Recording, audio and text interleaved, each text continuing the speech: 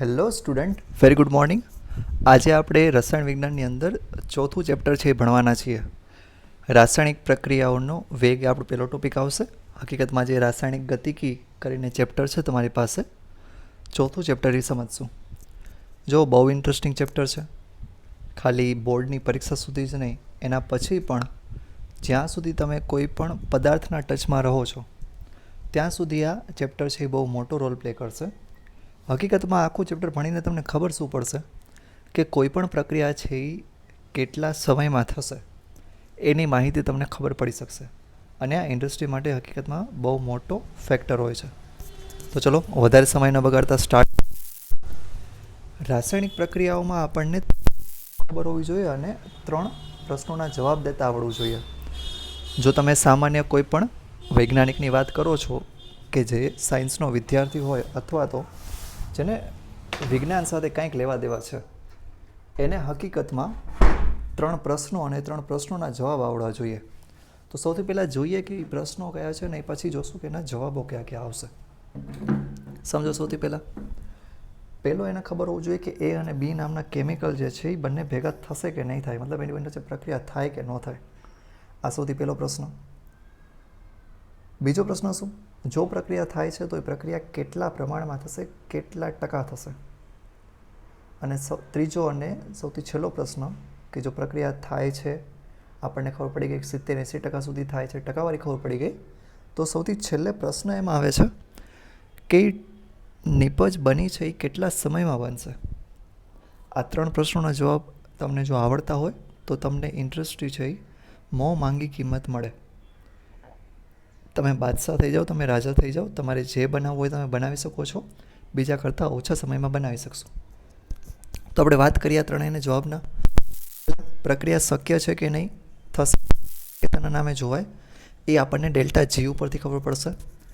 જો કોઈ પણ પ્રક્રિયાની ડેલ્ટા જી તમને નેગેટિવ મળે છે તો મતલબ એટલો કે પ્રક્રિયા છે એ શક્ય છે. જો એની ડેલ્ટા જી તમને નેગેટિવ મળતી હોય તો શક્ય, પોઝિટિવ મળે. હવે કેટલા ટકા મળશે એ તમે કોના ઉપર નક્કી કરશો? સંતુલન અચળાંક કે ઉપરથી. 11મા ધોરણમાં ભણી ગયા હતા. હવે ઉદાહરણ તરીકે તમારી પાસે એમોનિયા બનાવવાની પ્રક્રિયા આપી છે. સમજાવે છે કે ઊંચું દબાણ અને નીચા તાપમાને પ્રક્રિયા શક્ય છે. બીજી થોડીક પ્રક્રિયાની વાત કરીએ જેના માટે સમય સૌથી મહત્ત્વનો છે. એ આપણે આ ચેપ્ટરમાં ભણવાનું છે. કેટલો સમય લાગશે, શું કરવા એટલો સમય લાગ્યો, પ્રક્રિયા કેવી રીતે શક્ય છે, આ બધા પ્રશ્નોના જવાબ મળશે. હવે જો પ્રક્રિયાના વેગના આધારે એના 3 પ્રકારના વર્ગીકરણ થાય: ખૂબ જ ઝડપી, મધ્યમ વેગની અને ખૂબ ધીમી પ્રક્રિયા. ઉદાહરણ તરીકે કાટ લાગવાની જે પ્રક્રિયા છે એની વાત કરીએ તો એ ખૂબ જ ધીમી પ્રક્રિયા, અને જે સળગવું હોય, ગેસનું સળગવું, એ ખૂબ ઝડપી પ્રક્રિયા છે. તમે જો ખૂબ ધીમી પ્રક્રિયાની વાત કરો તો કાટ લાગે એમાં બહુ વર્ષોના વર્ષો વયા જાય, 5 વર્ષ 6 વર્ષ. એને બદલે જે તમે ચૂલા સળગાવો એની અંદર બ્યુટેન હોય, બરાબર. હકીકતમાં તો મિક્સચર હોય પણ મેઇન કન્ટેન્ટ એનું બ્યુટેનનું હોય. તો એને તમે જે સળગાવો છો એ તરત સળગી ઉઠે અને સતત સળગતો જાય. આ પ્રક્રિયામાં કે કલાક પછી એવું ન હોય કે માચિસની દિવાસળી દઈ દીધી ને હવે કલાક પછી ચાલુ થશે. જેવું તમે સ્પાર્ક આપો છો એવું તરત જ ત્યાં ચાલુ થઈ જાય છે. તો એ ખૂબ ઝડપી પ્રક્રિયા છે. પણ આ બંને પ્રક્રિયા અઘરી છે માપવી. ત્રીજો એક પ્રકાર આવે છે મધ્યમ વેગની પ્રક્રિયાનો.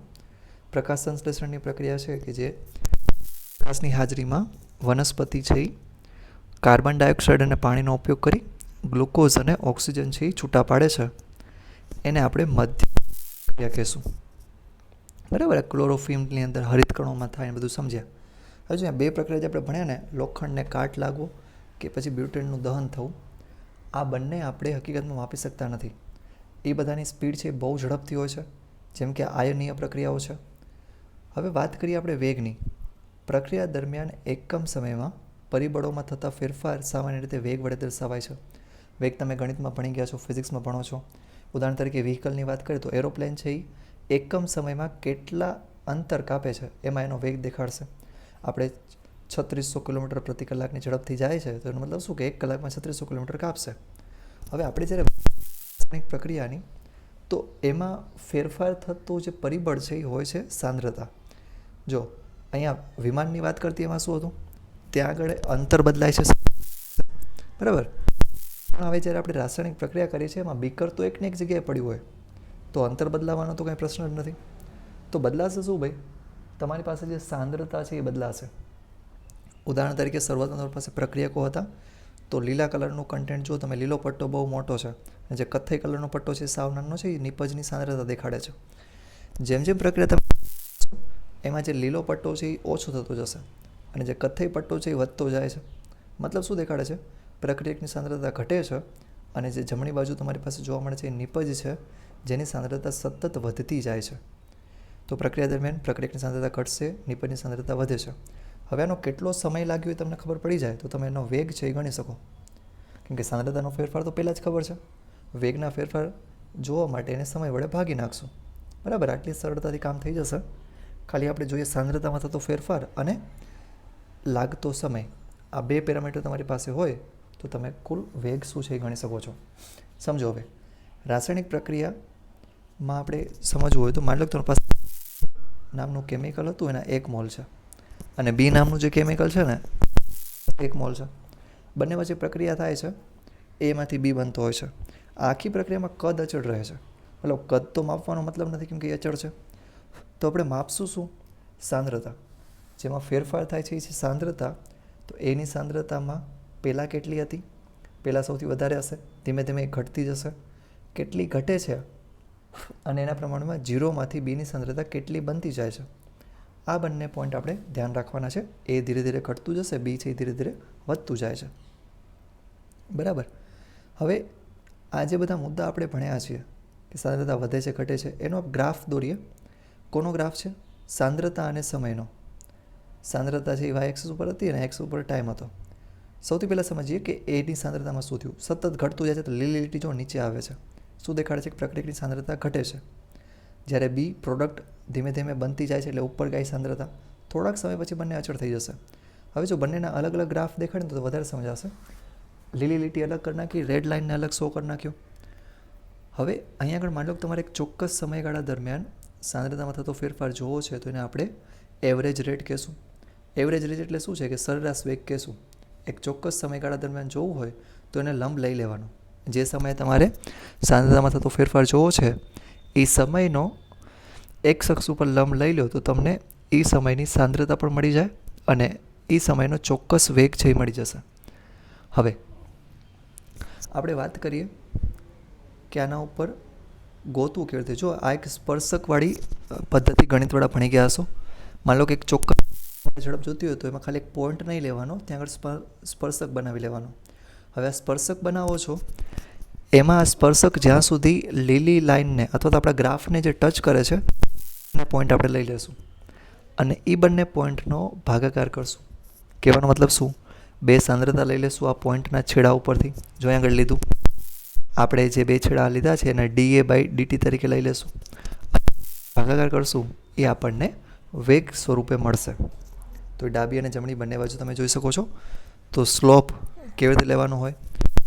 અક્ષમાં જે ફેરફાર થાય છે એને ઉપર રાખશું અને જે એક્સ અક્ષ ઉપર ફેરફાર થાય છે કે એક અક્ષમાં ફેરફાર થાય છે એને આપણે નીચે લખવાનો છે. આ બંને ફેરફાર લખી અને પછી બંનેનો ભાગાકાર કરવાનો રહેશે. જેવો તમે ભાગાકાર કરી લો છો તમને એક મૂલ્ય મળી જશે, અચળ મૂલ્ય હશે જે ઢાળ જેટલું હશે ને એ જ તમને આવશે. બરાબર. તો આ રીતે સ્પર્શક કેમ ગોતવું એની વાત છે. અને કોઈ ચોક્કસ સમયે તમારે ઝડપ જોતી હોય તો એ કેમ મળશે? આર ઇન્સ્ટન્ટથી મળશે. આર ઇન્સ્ટન્ટ એટલે કે રેટ એટ ઇન્સ્ટન્ટ ટાઈમ, એટલે કે વેગ કોઈ અચળ સમયે. હવે સમજો કોઈક તમારી પાસે જેમાં પ્રક્રિયક તરીકે એ અને બી છે. અહીંયા રિએક્ટન્ટ લખ્યું છે એનો મતલબ શું? પ્રક્રિયક. આ અંગ્રેજી શબ્દોથી ગભરાતા નહીં. આ આખા ચેપ્ટરમાં ચોપડીમાં બહુ ડિટેલમાં આપ્યું છે એટલે આપણે થોડુંક એનિમેશન જોઈ અને તરત જ ચોપડીમાંથી પણ એક નજર ફેરવી લેશું તો તમને કોઈ જાતની તકલીફ ન રહે. હવે વાત સમજો શું છે કે આપણી પાસે જે પ્રક્રિયક છે એ અને બી છે. બરાબર. અને એના મોલ પણ આપણને આપ્યા છે. પ્રોડક્ટ છે એ સી અને ડી છે. આટલી વસ્તુ ક્લિયર થઈ. પ્રક્રિયક એ બી અને જે નિપજ છે એ સી ડી. હવે બંનેના જો મોલની વાત કરો તો મોલ તરીકે તમારી પાસે રિએક્ટન્ટના મોલ છે એમ એન અને પ્રોડક્ટના મોલ છે એ આવશે ઓ પી. હવે આ એમ એન ઓ પી એ બધાને સ્ટોક્યોમેટ્રિક કોએફિશિયન્ટ કહેવાય છે. મતલબ એના સહગુણકો તમે સમજી શકો છો.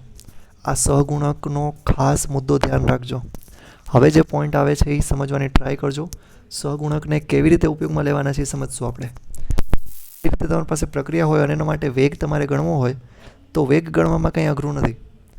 સૌથી પહેલાં શું કરો, આ સહગુણકથી ભાગી નાખવાનો મુદ્દો ધ્યાન રાખવાનો છે.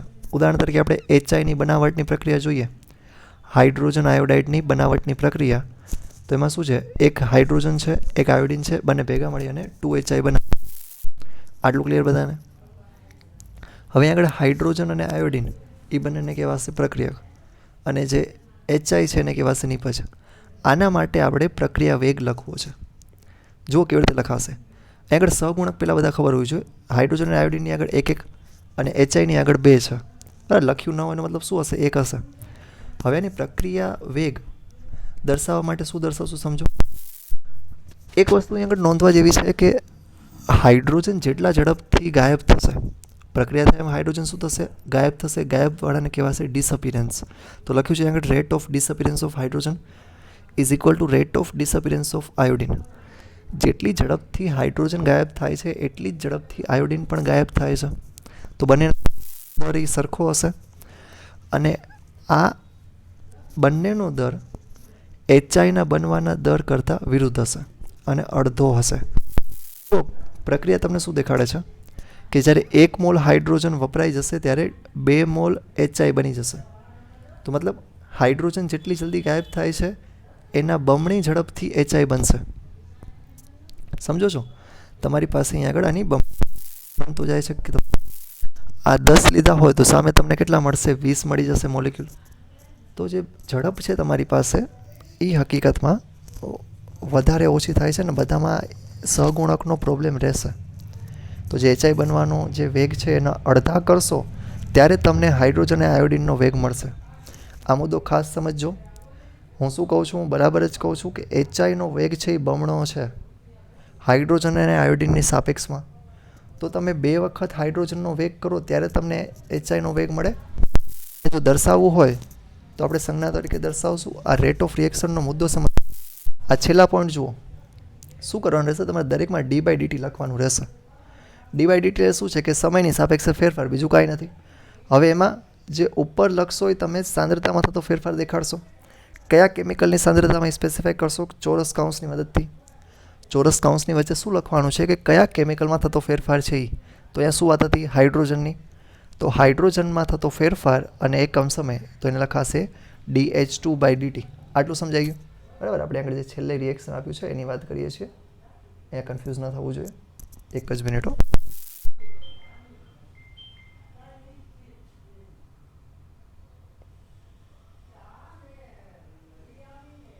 હા, હવે સમજો. અરે શું થાય છે ખબર નહીં. બરાબર છે. હવે જુઓ અહીંયા આગળ ઉપર દરેકમાં લખવાનું શું, d/dt તો સેમ છે. જે કેમિકલ છે એ બધાના નામ લખી નાખશું. તો હાઇડ્રોજન, આયોડિન અને HI. હવે જો બધાની વચ્ચે બરાબર છે, પ્લસની નિશાની ક્યાંય છે અને એમ ન સમજતા કે અહીંયા આગળ હાઇડ્રોજન અને આયોડિનના બેના સરવાળો કરશું એટલો જ તમારો HIનો વર્ગ બનશે. હવે મુદ્દો નોંધવા લાયક શું છે, 1/છેદમાં એનો સહગુણક લખવાનો રહેશે. દરેક માટે 1/છેદમાં તેમનો સહગુણક આવશે. તો 1/1, 1/1 અને છેલ્લે જુઓ 1/2. HI જે છે ત્યાં આગળ 1/2 કર્યું. કેમ કે ત્યાં આગળ હાઇડ્રોજન આયોડિનની આગળ સહગુણક 2 હતો. તો આ છેલ્લો મુદ્દો ભૂલાય નહીં, બહુ ઇમ્પોર્ટન્ટ છે. જે સહગુણક હશે એનાથી બરાબર. હવે જો એ માની લો તમારી પાસે એવી કોઈ બીજી એક કેમિકલ રિએક્શન નથી, આના માટે આપણે વેગ સમીકરણ લખવાની ટ્રાય કરશું. આગળ શક્યા હતા એ જ વસ્તુ કરવાની છે. અહીં આગળ M, N, O અને P આ બધા વડે આપણે ભાગી નાખશું. હવે જો અહીં આગળ બધા પ્રક્રિયાના સહગુણકો અલગ અલગ હોય તો એમના વેગમાં પણ ફેરફાર આવશે. હવે ફેરફાર છે એ ન દેખાય દર વખતે એટલે આપણે શું કરીએ છીએ કે વડે ભાગી નાખીએ. હવે સમજો, જ્યારે પ્રક્રિયક હશે ત્યારે એની આગળ આપણે માઇનસની નિશાની અને જ્યારે નિપજ હશે ત્યારે આપણે એની આગળ પ્લસની નિશાની મૂકીએ છીએ. કેમ કે પ્રક્રિયક છે એ વપરાતો હોય એટલા માટે માઇનસ આવે અને નિપજ છે એ બને છે એટલા માટે પ્લસ આવશે. તો જુઓ અહીંયા આગળ પ્રક્રિયકની નિશાની માઇનસ મૂક્યું છે. તો રેટ દેખાડવો હોય, રેટ એટલે વેગ, બરાબર, એમાં કંઈ ગભરાતા નહીં. તો શું કર્યું છે, Δ/Δt તો આ d/dt જ છે. ડીને ડેલ્ટા વડે પણ દર્શાવી શકાય. મોટો તફાવત હોય તો ડેલ્ટાથી દેખાડશું, નાનું તફાવત હશે તો ડીથી દેખાડશું. તો ડેલ્ટા/dt થયું. હવે ઇન્ટુ જુઓ એ છે, અને હવે 1/m આપણે કર્યું છે, -1/m કર્યું છે. એનો મતલબ શું થાય કે જે સહગુણક છે એને આપણે ભાગી નાખશું, અને માઇનસ નિશાને શું કરવા, તો પ્રક્રિયાકનું સાંદ્રતામાં ઘટાડો થાય છે. પ્રક્રિયકની સાંદ્રતા ઘટે છે એટલા માટે માઇનસ. એવી જ રીતે -1/n આવશે, બરાબર. અને બાકી એમને ΔB/ΔT. હવે બરાબર કરીને 1/O ΔC/ΔT પ્લસ આવી ગયું. માઇનસ નથી લખ્યું મતલબ શું કે પ્લસ છે. તો જોયું ઓટોમેટિકલી જે નિપજ હશે એના આગળ તમારે પ્લસ લખવાનું રહેશે, અને પ્રક્રિયકની આગળ આવશે માઇનસ. માટે શું આવશે, 1/d અને ΔD/ΔT. અહીંયા પ્રિન્ટિંગ એરર છે થોડીક, પણ એવું આવશે. બરાબર, 1/માં આવશે p, અને પછી આવશે ΔD/ΔT. અહીંયા કંઈક પ્રિન્ટિંગ એરર આવી ગઈ છે. ઓકે, હવે બરાબર છે. જો 1/p થઈ ગયું, અને ΔD/ΔT. આ બે વસ્તુ તમારે જોવાની રહેશે. આવી રીતે દરેક વખતે કરવાનું રહેશે. આ મુદ્દો ભૂલાય નહીં. વેગ માટેના સમીકરણ આવી રીતે તમને વેગ મળશે. ચલો, આ વાત હતી આપણી પાસે કે એનિમેશન જોઈ લીધું. હવે આપણે સમજવાનું છે તમારી પાસે આખા ચેપ્ટરને બુકમાં કેવી રીતે આપ્યું છે, કેમ કે અમુક શબ્દ આમાં અઘરા છે અને તમને સમજણમાં તકલીફ ન થાય, એટલે બાટો એકવાર નજર ફેરવી લઈએ. તો ચલો, આપણી પાસે ચોથું ચેપ્ટર હતું રાસાયણિક ગતિકી. એમાં ઉપર એક લાઈન લખી છે, રાસાયણિક ગતિકી આપણને રાસાયણિક પ્રક્રિયાઓ કેવી રીતે થાય છે તે સમજવામાં મદદરૂપ થાય છે. તો જો વેગની તો ખબર પડશે જ, એના સિવાય તમને શું ખબર પડશે, તમારી પાસે કોઈ પણ રાસાયણિક પ્રક્રિયા કેવી રીતે થશે. ખાસ કરીને ઓર્ગેનિકમાં જે ક્રિયાવિધિના નમૂના આવશે એ ક્રિયાવિધિ આપણે અહીંયા આગળથી સમજી શકશું. બરાબર, પ્રક્રિયા તમારી પાસે કેવી રીતે થઈ તમને અહીંયા આગળથી સમજાશે. ચલો જોઈએ કેવી રીતે. રસાયણ વિજ્ઞાન તેના સ્વભાવ પ્રમાણે ફેરફાર સાથે સંકળાયેલ છે. એટલે આપણે પ્રક્રિયા કરશું અને ફેરફાર શું થાય છે એ જોશું. સારી રીતે વ્યાખ્યાયિત ગુણધર્મોવાળા પદાર્થોને રાસાયણિક પ્રક્રિયા દ્વારા જુદા ગુણધર્મોવાળા બીજા પદાર્થોમાં પરિવર્તિત કરવામાં આવે છે. શું કહો છો ભાઈ? એમ જ કે કુદરતમાંથી જે પદાર્થ મળશે એની મદદથી આપણે જેની જરૂર છે એવા પદાર્થ આપણે બનાવશું. બરાબર. કોઈ પણ રાસાયણિક પ્રક્રિયા માટે રસાયણશાસ્ત્રીઓ નીચેના મુદ્દાઓ જાણવાનો પ્રયત્ન કરે છે. અહીંયા થોડીક વાક્યમાં ગડબડ છે, પણ સમજો કે રસાયણશાસ્ત્રી તરીકે તમને આ 3 વસ્તુની ખબર હોવી જોઈએ.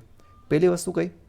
એ તરીકે જો ઉષ્માગતિશાસ્ત્ર દ્વારા રાસાયણિક પ્રક્રિયાનું પ્રાક કથન કરી શકાય તેવી શક્યતા. મતલબ ઉષ્માગતિશાસ્ત્ર આપણને એમ શીખવાડશે કે કોઈ પ્રક્રિયા શક્ય છે કે નહીં, એ આપણને એક તો ખબર હોવી જોઈએ. ΔGની મદદથી તમે કહી શકો છો. બીજું, પ્રક્રિયા થશે તો કેટલે અંશે થશે, કેટલા અંશે આગળ વધશે, એટલે કે નિપજ કેટલી મળશે, 50%, 60%, 70% કે 100%. બરાબર. સૌથી છેલ્લો મુદ્દો, પ્રક્રિયા થાય છે કેટલા ટકા થાય છે ખબર પડી ગઈ, પણ એની ઝડપ શું હશે એ આપણને ખબર હોવી જોઈએ રસાયણશાસ્ત્ર તરીકે કે વિજ્ઞાનના વિદ્યાર્થી તરીકે. આગળ જુઓ, રાસાયણિક પ્રક્રિયાને સંપૂર્ણ રીતે સમજવા માટે તેની શક્યતા અને કેટલે અંશે થશે તે જાણવા ઉપરાંત પ્રક્રિયાના વેગ અને તેના પર અસર કરતા પરિબળો જાણવા જરૂરી છે. પ્રક્રિયા થાય છે કે નહીં તમને ખબર પડી ગઈ, કેટલા ટકા થાય છે એ પણ ખબર પડી ગઈ. તો બીજી શું ખબર પડવી જોઈએ તમને, કે આનો વેગ શું છે, ઝડપ કેટલી છે, કેટલા કલાકમાં થશે, કેટલા દિવસો લાગશે. બરાબર. એની સાથે સાથે એના ઉપર અસર કરતા પરિબળો. જો આ મહત્વનો મુદ્દો છે. હવે એક પ્રક્રિયા 10 દિવસે થાય છે એ તમને ખબર છે. ચલો, એ બહુ મોટા મોટા ઉદાહરણની વાત નથી કરવી, દૂધની વાત કરીએ. આપણને ખબર છે કે દૂધ જો તમે ખુલ્લા મૂકી નાખ્યું તો એ 6 કલાકમાં બગડી જાય છે. ઠીક. હવે આ તો કંઈ સારી વસ્તુ નથી ને, તો પછી તમે બીજા લોકોને દૂધ દેવું હોય ન દેવું હોય તકલીફ પડે.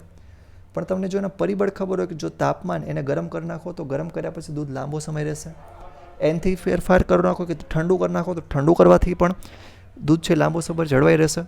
તો આ પરિબળો કહેવાશે કે એની વેગ ઉપર અસર કરતા પરિબળો. ઉદાહરણ તરીકે, કયા પરિબળ કેટલી ઝડપથી ખોરાક બગાડી નાખશે તે નક્કી કરવું. તો મતલબ કયો પરિબળ છે એ નક્કી કરશે, તાપમાન છે એ નક્કી કરે કે ખોરાક કેટલી વારમાં બગડશે. પછી દાંતમાં પુરાણમાં સેટિંગ કરવાનો પદાર્થ કેવો બનાવવો. દાંતની અંદર જે સિમેન્ટ ભરે, આપણે કહીએ છીએ વ્હાઇટ સિમેન્ટ ભરે છે, એ સિમેન્ટ ન હોય, હકીકતમાં સોલ્ટ હોય છે એક જાતના.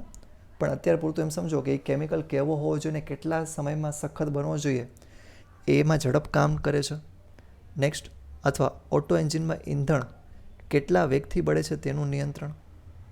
તો તમારી પાસે પેટ્રોલ છે, ડીઝલ છે, એ ઝડપથી બળશે તો વધારે ઉર્જા ઉત્પન્ન કરશે, એનું આપણને નિયંત્રણ ખબર હોવું જોઈએ.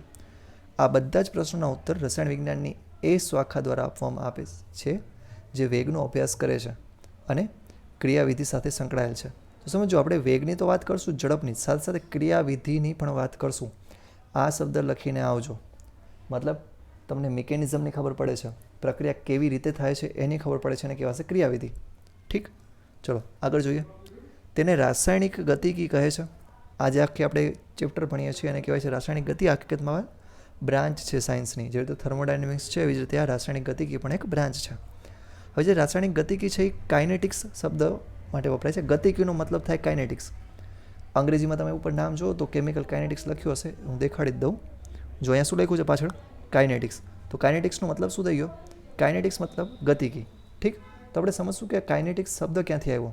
બાકી ગતિકી તો આપણે ખાલી ગુજરાતી કરી નાખ્યું છે, બીજું કાંઈ નથી એમાં. હવે જે કાઇનેટિક્સ શબ્દ છે ને એ આવ્યો છે કાઇનેસિસ ઉપરથી. કાઇનેસિસનો મતલબ થાય કે હલનચલન કરવું. હલનચલનને શેના વડે દેખાડશું આપણે? કાઇનેસિસ વડે દેખાડશું. તો જે હલનચલન સાથે સંબંધિત વિજ્ઞાન હતું એને કાઇનેટિક્સ કહી દીધું. ઉષ્માગતિશાસ્ત્ર રાસાયણિક પ્રક્રિયાઓની શક્યતા વિશે દર્શાવે છે. પ્રક્રિયા થશે કે નહીં કહેશે. જ્યારે રાસાયણિક ગતિકી પ્રક્રિયાના વેગ વિશે દર્શાવે છે. ઉદાહરણ તરીકે ઉષ્માગતિકીય માહિતી સૂચવે છે કે હીરો ગ્રેફાઇટમાં પરિવર્તિત થશે. તો આપણને થર્મોડાયનેમિક્સ તો એમ કહે છે કે જે ડાયમંડ હોય, હીરો હોય, એક દિવસ કાળો પથ્થર બની જશે, ગ્રેફાઇટ બની જશે. ઠીક, પણ આ પ્રક્રિયાનો વેગ વાસ્તવમાં ખૂબ જ ધીમો છે. એટલો ધીમો કે આપણે એને જોઈ ન શકીએ, અવલોકન કરી શકીએ નહીં. એથી જ લોકો માને છે કે હીરો કાયમી છે. તો કોમન પીપલને એમ જ હોય કે હીરાને કોઈ દિવસ કાંઈ નુકસાન નથી થવાનું, તમે લઈ લો. એનામાં બધા રોકાણ પણ કરે છે, એને કોઈ દિવસ કાંઈ ફેરફાર થશે નહીં. ચલો નેક્સ્ટ જોઈએ. ગતિકીનો અભ્યાસ પ્રક્રિયાની ઝડપ અથવા વેગ સમજવામાં મદદ કરશે. જે રાસાયણિક ગતિકી છે આપણને શું ખબર પડશે? પ્રક્રિયાની ઝડપ અને એનો વેગ સમજાવશે. ચલો નેક્સ્ટ જોઈએ. એટલું જ નહીં પણ એવા પરિબળોનું વર્ણન કરે છે જેના દ્વારા પ્રક્રિયાનો વેગ બદલી શકાય. તો ખાલી વેગ ખબર પડશે એટલું નથી તમને, તમે એ વેગ બદલાવી પણ શકશો. હીરામાંથી ગ્રેફાઇટ બહુ લાંબા સમયે બને છે તો એને તમે ઓછો પણ કરી શકો છો. જો કે આ તો હસવાની વાત હતી, એના માટે બહુ કોમ્પ્લેક્સ રિએક્શન જોઈએ.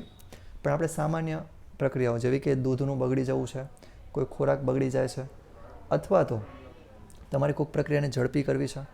માની લો કે એક કંપની છે કે જે સેનિટાઈઝર બનાવે છે અને સેનિટાઈઝરની પ્રોસેસ છે એમાં 24 કલાક લાગે છે.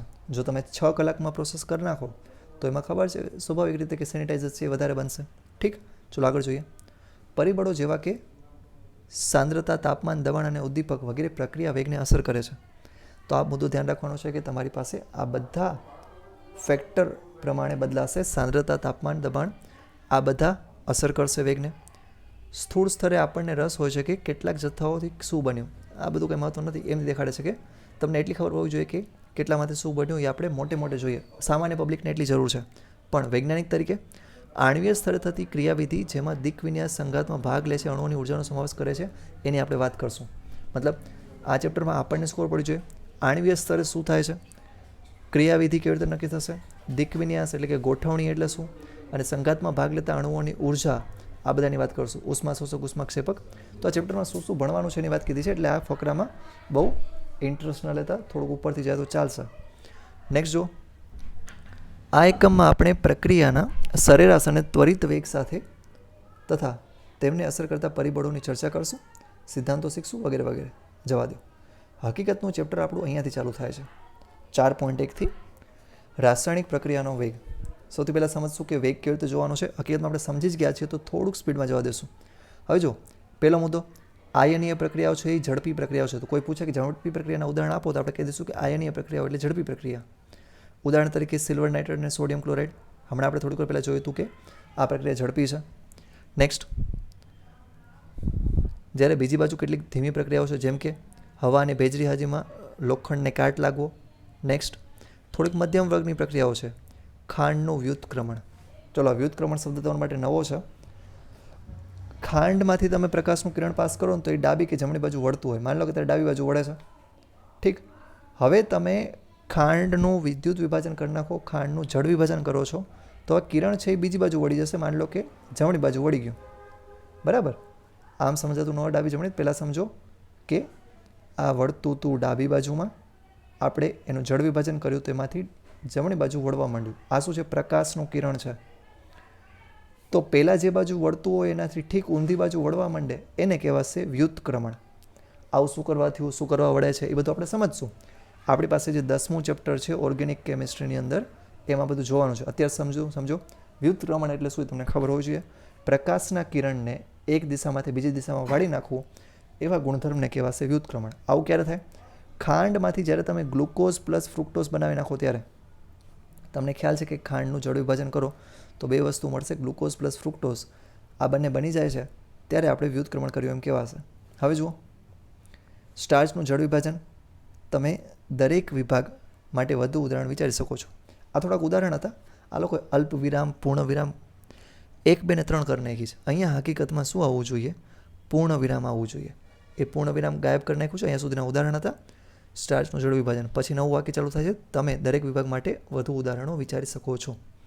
ચલો, વાત એમ છે કે આ બધા અલગ અલગ પ્રકારની પ્રક્રિયાના ઉદાહરણ હતા. અહીંયા નોંધવાનું એમ છે કે આપણે ખૂબ ધીમી પ્રક્રિયા નહીં ભણીએ, ખૂબ ઝડપી નહીં ભણીએ. આપણે કેવી પ્રક્રિયા ભણશું કે જે મધ્યમ વર્ગની છે, બહુ ઝડપી પણ નથી ને બહુ ધીમી પણ નથી. જુઓ અહીંયા આગળ તમે જાણતા જશો કે ઓટોમોબાઈલની ઝડપ અમુક ચોક્કસ સમયમાં તેના સ્થાન પ્રમાણે ફેરફારથી અભિવ્યક્ત કરવામાં આવે છે. મતલબ બાઇક કે એક્ટિવા હોય એની ઝડપ માપવી શું જોઈએ આપણે? અંતર ભાગ્યા સમય. ઠીક. એવી જ રીતે જ્યારે રાસાયણિક પ્રક્રિયાની વાત આવશે ત્યારે ત્યાં આગળ સાંદ્રતા હશે કે સાંદ્રતામાં જ ફેરફાર થાય છે. તો પ્રક્રિયક કે નિપજની સાંદ્રતામાં થતો ફેરફાર અને ભાગ્યા સમય આટલું કરશો ને તો તમને ઝડપ મળી જશે. હજી જુઓ, એને બીજી કઈ રીતે દેખાડી શકાય? કોઈ પણ એક પ્રક્રિયકની સાંદ્રતામાં ઘટાડાનો વેગ અથવા કોઈ પણ એક નિપજની સાંદ્રતામાં વધારાનો વેગ. તો જો પ્રક્રિયકના સંદર્ભમાં દેખાડો તો ઘટાડો જોવાનો રહેશે અને નિપજના સંદર્ભમાં ત્યાં વધારો જોવાનો રહેશે. એક સામાન્ય ઉદાહરણ જોઈએ તો ખબર પડશે.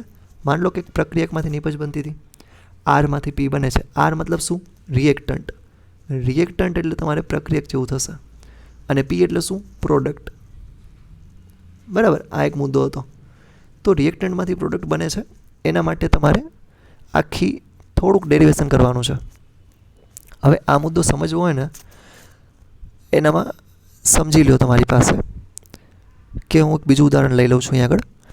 માનો કે તમારી પાસે પાણીની એક ટાંકી હતી. આપણી પાસે શું છે? પાણીની એક ટાંકી છે. ખબર નહીં કેમ બનશે આ ટાંકી. એક જ મિનિટ હો બેટા.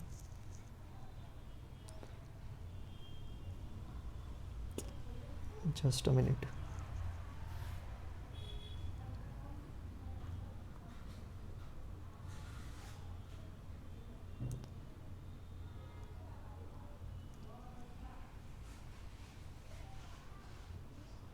હવે બરાબર છે.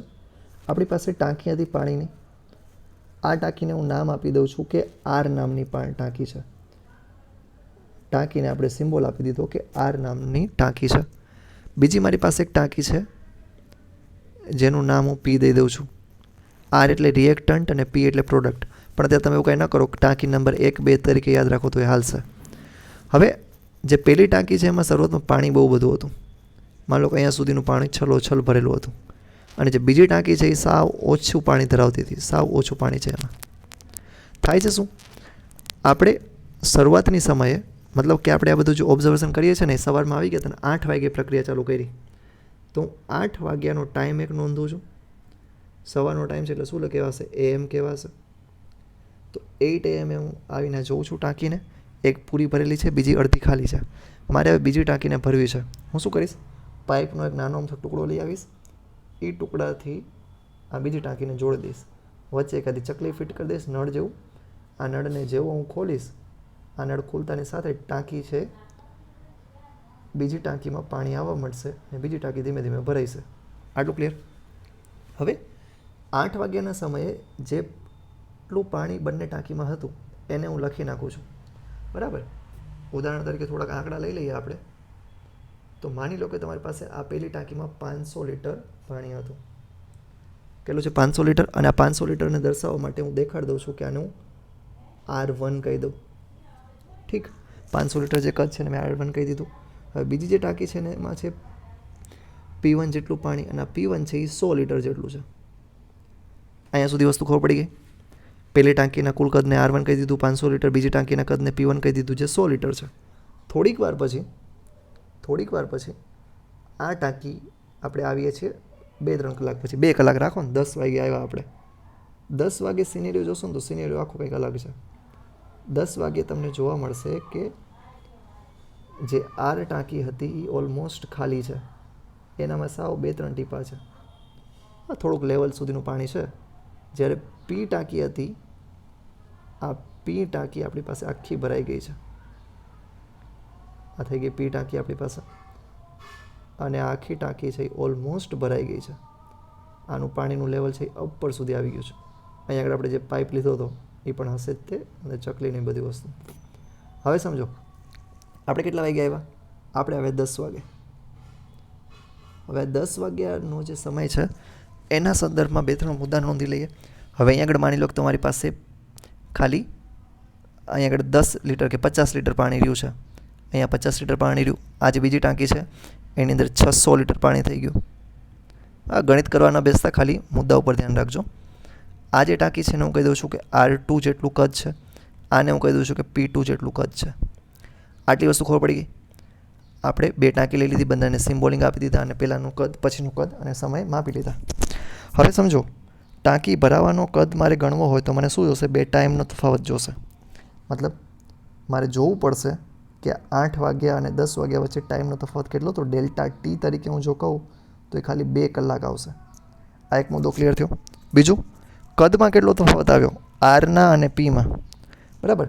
તો આરનો જે તફાવત હશે એ હું અલગ ગણીશ, અને પીના તફાવત જે છે એ પણ ગણીશ. એ બંનેનો પાછો તફાવત લઈશ એટલે મને કુલ કદમાં થતો ફેરફાર આવશે. મતલબ બીજી ટાંકીમાં માની લો કે 500 લીટર જેટલું પાણી આવ્યું છે, તો 500 લીટર મારી પાસે કદનો તફાવત આવ્યો.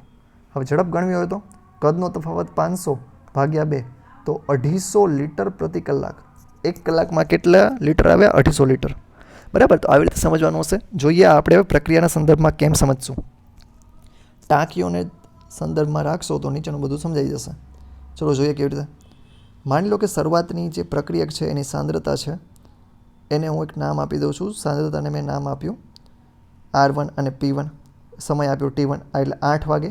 આવલું જે 500 લીટર 100 લીટર એ બધું સમજજો. પ્રક્રિયા થઈ ગઈ એના પછી R2 અને P2, મતલબ થોડીક વાર પછી પાણીની ટાંકી ભરાઈ ગઈ, કેટલી ખાલી થઈ ગઈ, અને એ સમય એટલે કે 10 વાગ્યાનો. તો સૌથી પહેલાં હું તફાવત લઈશ ટાઈમનો. 10 - 8 બરાબર 2 કલાક. બરાબર. સાંદ્રતાનો તફાવત કેટલો આવશે? ડેલ્ટા R માટે આવશે R2 - R1, ડેલ્ટા P માટે આવશે P2 - P1. હવે સમજો આપણે આરના સંદર્ભમાં ખાલી વેગ ગણવો હોય તો આરની સાંદ્રતા ઉપર, સાંદ્રતામાં થતો ફેરફાર, અને સમય નીચે આવશે. આરની સાંદ્રતામાં થતો ફેરફાર અને સમય આવશે નીચે. બંનેનો ભાગાકાર કરી નાખશું. ડેલ્ટા R/ડેલ્ટા T, કામ પૂરું. આવી રીતે આપણને વેગ મળશે. એવી જ રીતે P માટેનો પણ તમારી પાસે સૂત્ર બની જશે. આ કાંઈ ઇમ્પોર્ટન્ટ નથી. જેવી રીતે આરનું બન્યું એવી જ રીતે આનું બનાવી લેશું. એટલે કંઈ એક જ મિનિટ, હા, સમય બગાડતો નથી આમાં. બીજું જુઓ, પ્રક્રિયક હશે એની પાસે માઇનસની નિશાની આવશે, નીપજ બનતી હશે એની પાસે પ્લસ. કે ટાંકી જે ખાલી થાય છે એના માટે માઇનસ લખશું, જે ભરાય છે એના માટે પ્લસ લખશું. તો જો અહીંયા આગળ એક જગ્યાએ પ્લસ આવ્યું છે ને, પહેલાં તમે માઇનસ પણ જોયું હતું. હવે જો એના જ પ્રમાણે આ આલેખ આપણે બંને જોઈ ગયા છે, તો હું ટાઈમ વેસ્ટ નહીં કરું. તો એ ન સમજે તો પૂછી લેજો. હવે પ્રક્રિયા વેગના એકમો. તો જો ઉપર હતી સાંદ્રતામાં થતો ફેરફાર હતો, અને સાંદ્રતા કેવી રીતે દેખાડાય? મોલ પ્રતિ લીટર તરીકે. નીચે શું હતું? સમય હતો. સમયની સીમામાં આપવામાં આવે સેકન્ડમાં. તો ઓવરઓલ જે યુનિટ થશે એ આવશે મોલ પ્રતિ લીટર પ્રતિ સેકન્ડ. આ એકમ બહુ ઇમ્પોર્ટન્ટ છે, યાદ રાખજો. ન સમજાય તો પૂછજો 10 વાર, પણ એકમ યાદ હોવો જોઈએ. હવે જુઓ, એક દાખલો છે કોમર્સવાળા જેવો, કોડા નંબર 4.1. શું કરવાનું જુઓ, ઉપર સાંદ્રતાના મૂલ્ય છે, નીચે સમયના મૂલ્ય, વેગ ગણવાના છે. આખો ગણેલો જ છે એટલે આપણે ટાઈમ પાસ નથી કરતા. જોઈ લેજો, ન સમજાય તો કહેજો. હવે થોડીક પ્રક્રિયાઓ જોઈ લે કે પ્રક્રિયામાં આપણે વેગ સમીકરણ બનાવશું કેવી રીતે, જે સૌથી મહત્ત્વનું છે. ઉદાહરણ તરીકે જો મારી પાસે આ પ્રક્રિયા છે, કઈ છે? Hg અને Cl2 ભેગા થઈને HgCl2 બનાવશે. આ બધામાં પ્રક્રિયકની સાંદ્રતાનો તફાવત ઉપર આવશે અને સમયનો તફાવત નીચે. આ ડેલ્ટા એટલે તફાવત દેખાડે, બીજું કાંઈ નહીં. પ્રક્રિયક માટે શું આવશે? માઇનસ આવશે. નિપજ માટે શું લખશો ભાઈ? એના માટે પ્લસ લખશું. બસ આ બે મુદ્દા, બીજું કાંઈ યાદ નથી રાખવાનું. પ્રક્રિયકની સાંદ્રતા ઉપર, સમય નીચે. સાંદ્રતા ઉપર, સમય નીચે. ચલો નેક્સ્ટ જુઓ. આવી પ્રક્રિયા હોય કે જેમાં સહગુણકો છે તો સહગુણક વડે આપણે ભાગી નાખશું. HIમાં સહગુણક કેટલો છે 2, તો એ 2 વડે ભાગી નાખશું. બીજો કાંઈ ફેરફાર નથી. HIની સાંદ્રતા ભાગ્યા ડેલ્ટા ટી, H2ની સાંદ્રતા ભાગ્યા ડેલ્ટા ટી, I2ની સાંદ્રતા ભાગ્યા ડેલ્ટા ટી. પ્રક્રિયકમાં માઇનસ, નિપજમાં પ્લસ. હા, આ પ્રક્રિયા જોઈશું એટલે બધું સમજી જશે. બ્રોમિન અને BrO3 માઇનસ આ બંને ભેગા થઈ એસિડિક માધ્યમમાં બ્રોમિન અને પાણી બનાવે છે. હવે શું જો જે સહગુણકો છે ને એ બધાથી આપણે ભાગી નાખશું. તો અહીંયા 5થી ભગાશે, અહીંયા 1 વડે ભગાઈ ગયું, 6 વડે ભાગી નાખશું, 3 વડે ભાગી નાખશું અને 3 વડે ભાગી નાખશું. આવું એટલા માટે કરવામાં આવે કે જે વેગ મળે છે, સરેરાશ વેગ મળે છે, એ સરખો મળવો જોઈએ. અને એમ સમજો કે તમે એક જ બાઇક ઉપર 3 જણા બેસીને અહીંથી માતાના મઢ જાઓ છો. હવે માની લો કે તમારે પહોંચવાનો સમય થયો છે એ 3 કલાક લાગ્યો, તો ટોટલ સમય છે એ 3 કલાક જ લાગશે. એમાં તમારે એમ ના કહેવાનું કે 3 જણા ગયા હતા 3 કલાક એટલે કે 9 કલાક લાગ્યા. બરાબર? તો આ તફાવત ન આવે, તમારે સરવાળો ન કરવો પડે, એટલે આગળ આપણે ભાગાકાર કરીએ છીએ. એ આપણે તમને સમજાવ્યું. હજી ન સમજાય તો પૂછજો, આવડી જશે. હવે આ એક કોયડા નંબર 4.2 છે એ કરવાની ટ્રાય કરજો. ન થાય તો મને કહેજો, હું કરાવડાવી દઈશ. પણ એકવાર પોતાની રીતે ટ્રાય કરો, ગણેલો છે એટલે. એ હોમવર્કમાં છે અને લખાણ સંબંધિત પ્રશ્નો પણ હોમવર્કમાં છે. તો 2 દાખલા 4.1 અને 2 અને લખાણ સંબંધિત પ્રશ્ન આટલું હોમવર્કમાં કરી નાખજો. બાકી બધું આપણે નેક્સ્ટ ટાઈમ કરશું 4.2થી કરીને. Thank you so much. અહીંયા સુધી રાખીએ છીએ. કાંઈ પણ ડાઉટ હોય પૂછજો. ચેપ્ટર થોડું કટપટું છે તો લાઈન વાંચજો, શબ્દશ વાંચી અને તૈયાર કરજો. Thank you very much.